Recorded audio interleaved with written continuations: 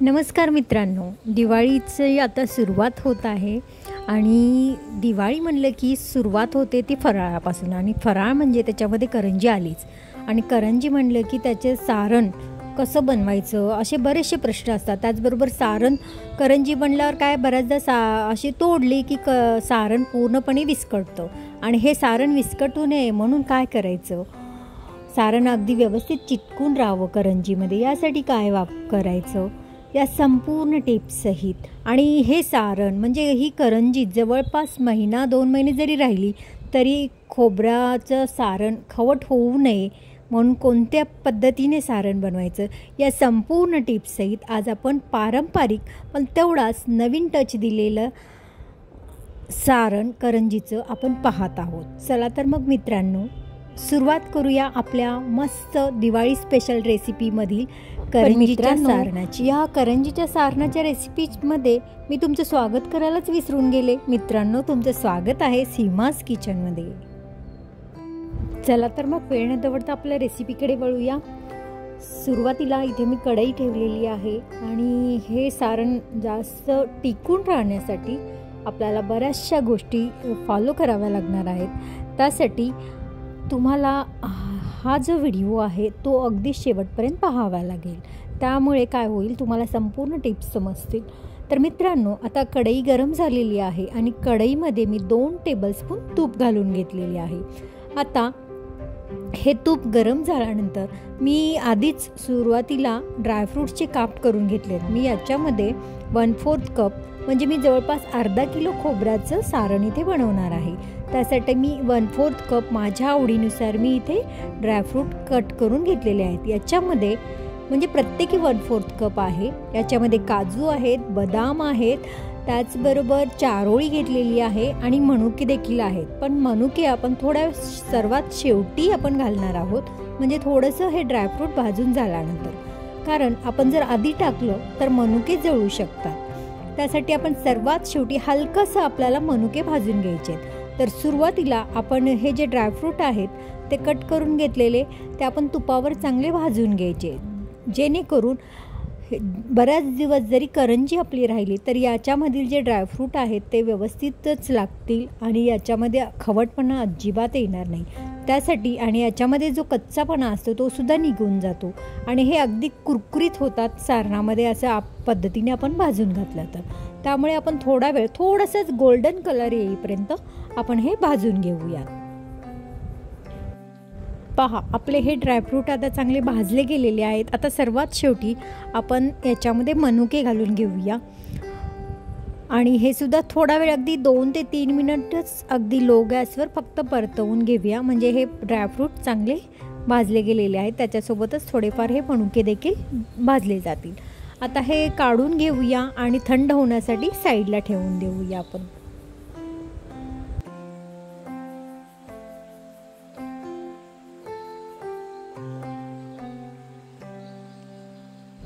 आता आपण याच कढईमध्ये किंचित तूप टाकलेलं आहे मी आणि याच्यामध्ये मी जवळपास 3 टेबलस्पून ही खसखस आहे. ती खसखस आपण अशी भाजून घेऊया. किंचितच तूप घातलेलं आहे आणि खसखस थोडीशी भाजून झाल्यानंतर याच्यामध्येच मी बोलले आहे तुम्हाला की ट्रॅडिशनल आणि एकदम पारंपरिक मी सारण बनवणार आहे. त्यानुसार मी याच्यामध्ये तीळ देखील घालणार आहे. 3 टेबलस्पून मी इथे तिळाचा वापर केलेला आहे. हे सुद्धा चांगले असं कोरडंच भाजून घ्यायचं आहे, म्हणजे मी किंचित तूप टाकलेलं आहे त्याच्यामध्येच आपल्याला हे तीळ आणि खसखस चांगलं भाजून घ्यायचं, म्हणजे हे देखील कडवट आणि तीळ मी एवढ्यासाठी नंतर टाकले कारण तीळ जास्त भाजले की कडवट होतात. त्यासाठी आपण सुरुवातीला थोडी खसखस भाजून घेतली, त्यानंतरच आपण तीळ भाजून घेतलेले आहेत. आता हे मी गॅस बंद केलेला आहे. मी हे देखील थंड होण्यासाठी साईडला काढून ठेवते आहे. आता याच कढईमध्ये आपण थोडंसं म्हणजे जास्त तूप घालून घेऊया. मी जवळपास इथे 2 ते 3 टेबलस्पून तुपाचा वापर करणार आहे. मी इथे हे साजूक तूप घेतलेलं आहे, घरगुती बनवलेलं तूप आहे. तुमच्याकडे जर असेल तूप अशा पद्धतीचं तर नक्की वापरा, कारण फराळ आपला खूपच छान होतो. याच्यामध्ये मी 0 नंबरचा रवा 1 कप घेतलेला आहे. तो आता चांगला एकदम खरपूस रवा लो गॅसवर भाजायचा आहे मात्र, कारण जेवढा तुम्ही लो गॅसवर कोणत्याही प्रकारच्या ज्या वस्तू भाजायच्या असतात त्या भाजाल त्या मस्त लागतात आणि अगदी चव छान येते. त्यामुळे हा रवा जो आहे तो आपण लो गॅसवर थोडासा लालसर होईपर्यंत भाजून घेणार आहोत.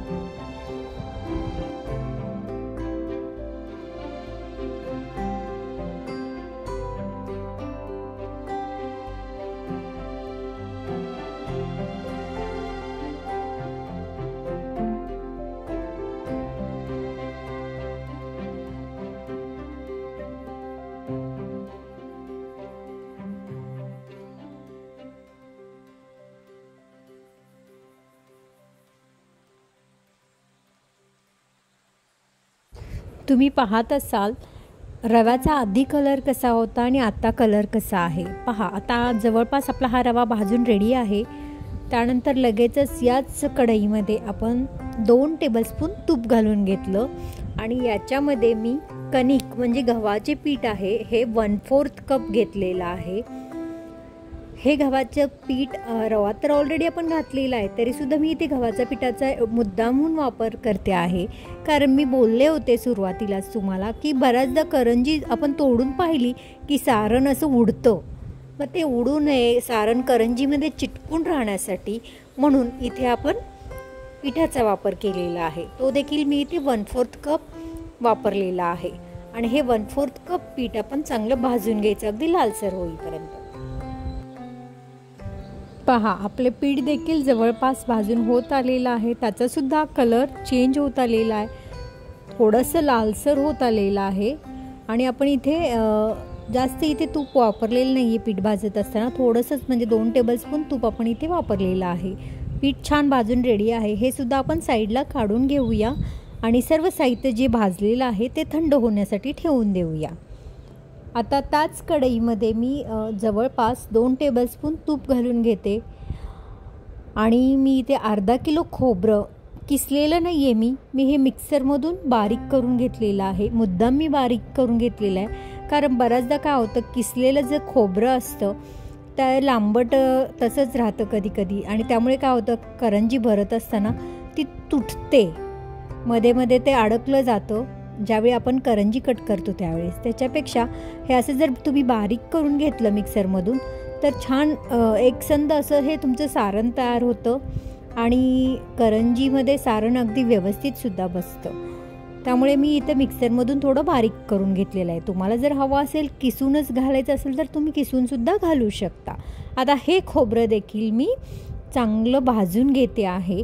भाजून एवढ्यासाठी घ्यायचं कारण खोबऱ्याला एक प्रकारचा वास असतो आणि तो बऱ्याचदा म्हणजे काय होतं, मी उन्हामध्ये सुद्धा सुकवून घेतलेलं आहे खोबरं चांगलं उन्हामध्ये कडकडीत, तरीसुद्धा थोडं भाजून घेते आहे कारण करंजी बरेच दिवस जर राहिली तर खवट लागणार नाही. त्यासाठी सर्व जे साहित्य आपण सारणामध्ये वापरत आहोत ते संपूर्ण भाजून घेत आहोत. आणि तळत असताना करंजी तुटल्यामुळे तेलसुद्धा खराब होतं पूर्णपणे, म्हणून मी इथे शक्यतो ना मिक्सरमधून बारीक करूनच घेते आणि किसायलासुद्धा बराच वेळ जातो. त्याच्यापेक्षा जर तुम्ही मिक्सरमधून काढलं तर तेवढा वेळसुद्धा वाचतो. तर मित्रांनो, आपलं सर्व साहित्य भाजून झालेलं आहे, थोडंसं थंड करून झालेलं आहे. आता मी इथे मिक्स करणार आहे. मिक्स करण्यासाठी काय केलेलं आहे, मी सुरुवातीला मोठी परात घेतलेली आहे आणि या परातीमध्ये जे आपण खोबरं भाजून घेतलं ते घालून घेते आहे. एक एक करत आपण सर्व साहित्य आपण मिक्स करून घ्यायचं व्यवस्थित. आता याच्यामध्ये आपण तीळ आणि जी खसखस भाजली होती ती सुद्धा घालून घेतलेली आहे. सर्व साहित्य एक एक करत आपण याच्यामध्ये घालून घेऊया. आता रवा घालून घेते आहे याच्यामध्ये. तसेच आपण जे पीठ भाजून घेतलं ते सुद्धा घालून घेऊया. सर्व साहित्य जे भाजलेलं आहे ते सर्व एकत्र करून घ्यायचं सुरुवातीला.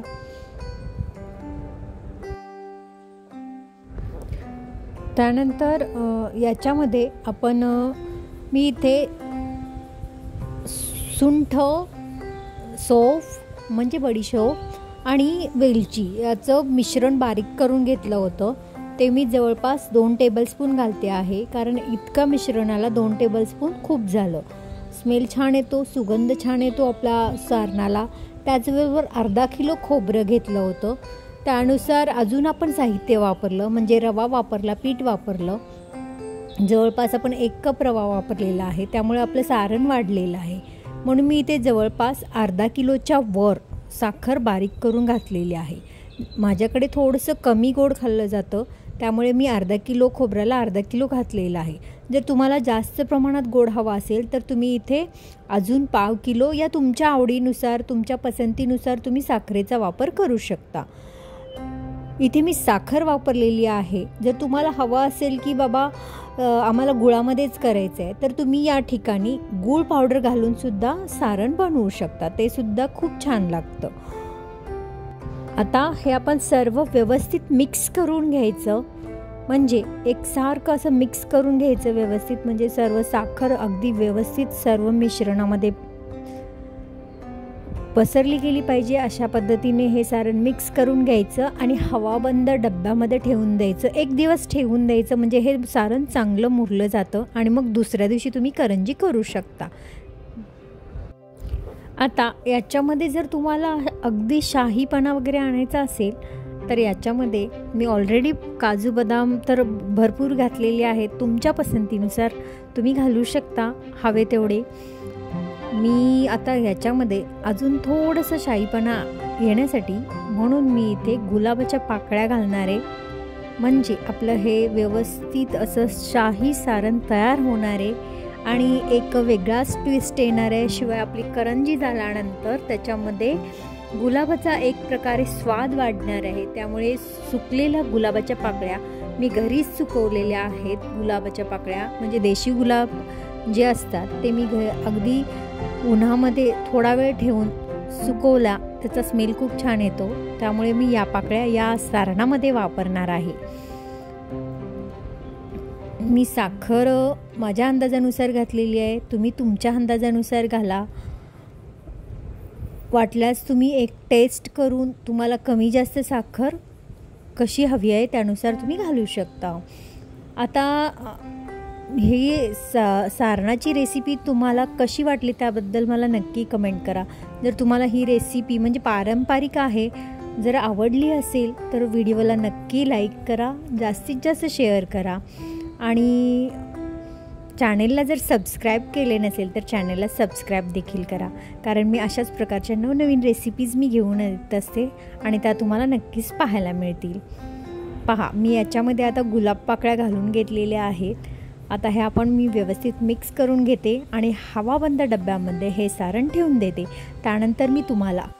त्यानंतर आपण करंजी खुसखुशीत कशी बनवायची हा रेसिपी लवकरच अपलोड होणार आहे, त्यामुळे तुम्ही ती रेसिपीसुद्धा नक्की पहा. त्याचबरोबर रेसिपी आवडली असेल तर व्हिडिओला लाईक करा, शेअर करा, सबस्क्राईब करायला मात्र विसरू नका. आणि काही कमेंट असतील तर त्या रेसिपीबद्दल त्यासुद्धा नक्की अगदी दिलखुलासपणे तुम्ही मला सांगू शकता. तर मित्रांनो, आपण पुन्हा भेटूया अशाच एखाद्या मस्त रेसिपीसोबत. तोपर्यंत स्वस्त खा, मस्त रहा, नेहमीच आनंदी रहा. दिवाळीच्या खूप खूप शुभेच्छा तुम्हाला. आणि रेसिपीचे संपूर्ण डिटेल्स डिस्क्रिप्शन बॉक्समध्ये मी दिलेले आहेत, त्या तुम्ही नक्की चेक करा. धन्यवाद.